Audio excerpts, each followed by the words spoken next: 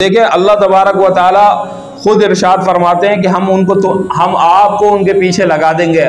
आपको उनके पीछे लगाने से मकसद क्या है कि आप उनके पीछे लगकर उनको कत्ल करोगे।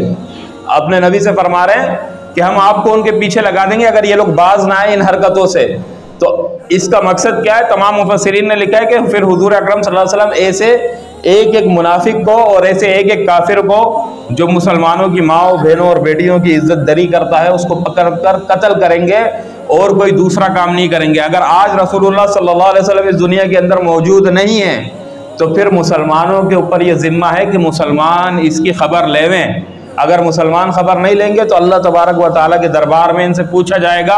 अल्लाह तबारक व ताला बासपुरस करेंगे कि क्यों तुम लोगों ने अपनी मुसलमान माओ बहनों और बेटियों की खबर नहीं ली।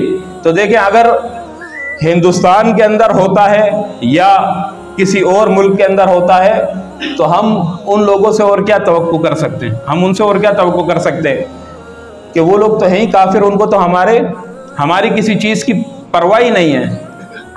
असल इसके अंदर जो गुनाहगार है वो खुद मुसलमान है। असल गुनाहगार कौन है? मुसलमान है कि मुसलमान ने खुद अपनी माओ बहनों और बेटियों की इज्जत नहीं की। मुसलमानों ने खुद ही नहीं की है। काफिर तो मुसलमान को देखकर जरी होता है ना। अगर मुसलमान बदला लेता और मुसलमान इसके ऊपर कोई ना कोई एक्शन लेता तो फिर काफिर की जुर्रत थी कि काफिर करता। सहाबा कराम के दौर के अंदर किसी ने हिम्मत की? नहीं की। ये जो मैंने वाकया सुनाया, एक बंदे ने वहां हिम्मत की तो उसी वक्त सहाबी ने उसकी गर्दन उड़ा दी, उसी वक्त गर्दन उड़ा दी गई। इसके अलावा पूरी तारीख के अंदर नहीं मिलता कि किसी मुसलमान बहन या बेटी को मुसलमानों के इक्तिदार आ जाने के बाद किसी काफिर ने छेड़ा हो। बिल्कुल नहीं मिलेगा। आप टटोल कर देख लो तारीख की किताबें, सहाबा के दौर में तो बिल्कुल नहीं मिलेगा। लेकिन उसके बाद जो अदवार आते हैं जिन दौरों के अंदर हम मुसलमानों की जो शान और शौकत थी वो उरूज के ऊपर थी, उस वक्त भी किसी काफिर के अंदर हिम्मत नहीं थी कि काफिर मुसलमान की माँ बहन बेटी की तरफ हाथ बढ़ाकर देख ले। जब मुसलमान कमजोर हो गया और मुसलमान ने खुद ही हरकतें शुरू कर दी, आज अगर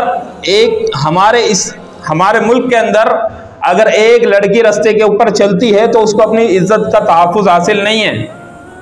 इज्जत का तहफ्फुज हासिल नहीं है। चलो हाथ तो तुमने लोगों के रोक लिए माशरे की वजह से कि यार अगर हाथ डालेंगे तो लोग बुरा कहेंगे, लेकिन निगाहों पर पाबंदी किसके? कौन है ऐसा बंदा जिसने अपनी निगाहों को संभाल कर रखा है? सिर्फ और सिर्फ वो लोग जो दीन से जुड़े हुए हैं। इसके अलावा जो जितने भी ऐसे लोग हैं जो दीन से दूर हैं, वो उनकी निगाहें तो घर तलक छोड़कर आती हैं। औरत जब बाहर निकलती है तो फिर उनकी निगाहें जब थम जाती हैं तो घर तलक छोड़कर आती है। तो ये हमारे मुसलमानों का हाल है।